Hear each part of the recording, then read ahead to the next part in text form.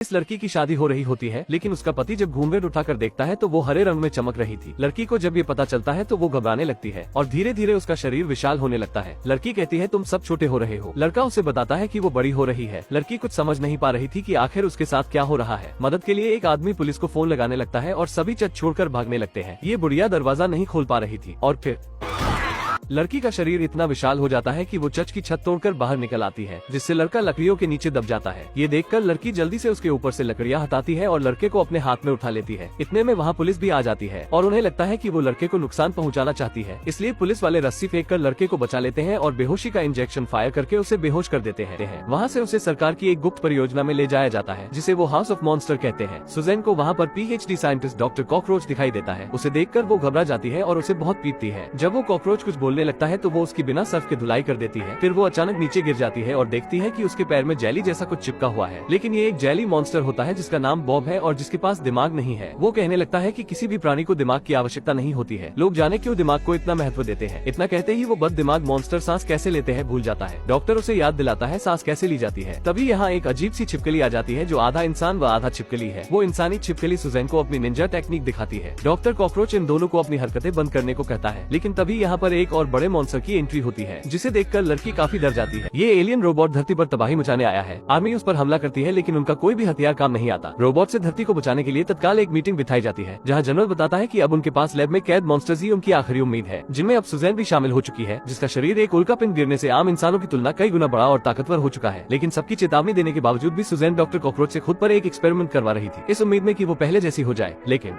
General in पांचों से एक सौदा करता है कि अगर ये सब मिलकर उस रोबोट से दुनिया को बचा लेते हैं तो बदले में इन्हें हमेशा के लिए आजादी मिल जाएगी। ये सब इस सुनहरे मौके को छोड़ना तो नहीं चाहते थे, लेकिन इतने विशाल रोबोट को देखकर इनकी जान निकलकर हाथ में आ जाती है। वो रोबोट सुजैन के पीछे पड़ जाता है। एक ब्रिज पर आकर वो उसे मारने ही वाला होता है कि तभी डॉक्टर कॉकरोच उस रोबोट के अंदर घुसकर उसकी कुछ तारे निकाल देता है, जिसके बाद ये सारे मिलकर जैसे तैसे उसे ब्रिज में फंसाकर उसका खेल खत्म कर देते हैं। लेकिन जो एलियन इस रोबोट को दूसरे ग्रह से नियंत्रित कर रहा था, वो इस बात से बहुत गुस्सा होता है। वो अब किसी भी कीमत पर सुजैन को खत्म करना चाहता है, जिसके लिए वो धरती पर निकल चुका है। एलियन रोबोट से दुनिया को बचाने के बाद विशालकाय लड़की अपने होने वाले पति से मिलती है। सुजैन उसे हाथ में उठाकर कहती है कि हम जल्दी शादी करेंगे, लेकिन वो उसे एक कहकर मना कर देता है कि वो किसी मॉन्स्टर से शादी नहीं कर सकता, जिससे सुजैन का दिल टूट जाता है। उसके मॉन्स्टर दोस्त उसे चुप कराते हुए समझाते हैं कि हम लोग चाहे जितना भी बड़ा काम कर ले, इंसान फिर भी हमें खतरनाक मॉन्स्टर ही समझेंगे। लेकिन तभी वो एलियन सुजैन से रोबोट का बदला लेने के लिए उसे अपनी स्पेसशिप से उठाकर अपने ग्रह पर ले जाता है। जब सुजैन को होश आता है तो वो खुद को एक जेल में पाती है, जहाँ एलियन उसे बताता है कि जिस चीज के टकराने से वो इतनी विशाल और ताकतवर हो गई है, वो चीज उसकी थी, इसलिए अब वो सुजैन से वो ताकतें वापस लेने वाला है। सुजैन उस जेल से खुद को आजाद तो कर लेती है, लेकिन वो एलियन उसे धोखे से एक ऐसे चेंबर में ले जाता है जहाँ वो उसकी सारी शक्तियां निकाल देता है, जिससे कि वो पहले जैसी हो जाती है। जिसके बाद वो एलियन कुछ अनजान तरंगों के माध्यम से पृथ्वी पर एक संदेश भेजता है कि वो जल्दी पृथ्वीवासियों को मार डालेगा और बचे लोगों को अपना गुलाम बना लेगा। उसने पृथ्वी पर कब्जा करने के लिए अपने जैसे कई सारे एलियन क्लोन भी तैयार कर लिए हैं। जनरल को एक बार फिर से मॉन्स्टर्स की याद आती है। इनकी साथी सुजैन उस एलियन के कब्जे में थी, इसलिए ये मॉन्स्टर भी जनरल की बात मानकर एलियन की शिप की तरफ बढ़ने लगे। सुजैन को बचाने के लिए उसके सारे मॉन्स्टर दोस्त एलियन की स्पेसशिप तक पहुंच चुके थे, लेकिन ये सब एलियन ने देख लिया था। वो अपने सारे क्लोन इनके पीछे लगा देता है, लेकिन ये लोग शिप में कुछ ऐसी छेड़छाड़ कर देते हैं जिससे ये शिप कुछ क्षणों में तबाह हो जाएगी। एलियन को भी पता चल गया था कि शिप ब्लास्ट होने वाली है, इसलिए वो सुजैन की शक्तियां लेकर यहाँ से भागने लगता है। इधर सुजैन के अलावा सभी मॉन्स्टर शिप के अंदर फंस चुके थे, लेकिन एलियन भाग पाता इससे पहले सुजैन वहाँ पहुँच जाती है। इन दोनों में हाथापाई होती है, जिसमें सुजैन के हाथ उसकी गन लग जाती है। चाहती तो सुजैन अभी एलियन का खेल खत्म कर सकती थी, लेकिन वो उस शक्तियों वाले गोले पर फायर कर देती है, जिससे वो गोला उसके ऊपर गिर जाता है और उसकी सारी शक्तियां फिर से वापस लौट आती है। उसका शरीर फिर से विशालकाय हो चुका था, इसलिए जैसे ही उसके दोस्तों के ऊपर एक बड़ी सी मशीन गिरने वाली होती है, सुजैन उसे पकड़कर इन सबको बचा लेती है। साथ ही ये शिप भी तबाह होने वाला था, इसलिए जनरल का भेजा इनका एक मॉन्स्टर दोस्त इन्हें अपनी पीठ पर बिठाकर धरती पर ले जाने लगता है। इतने में एलियन की शिप पर एक बड़ा धमाका होता है और शिप के साथ एलियन का भी खेल खत्म हो जाता है। इन सब ने एक बार फिर से धरती को खत्म होने से बचा लिया था, इसलिए सारे धरतीवासी इनका वेलकम करते हैं।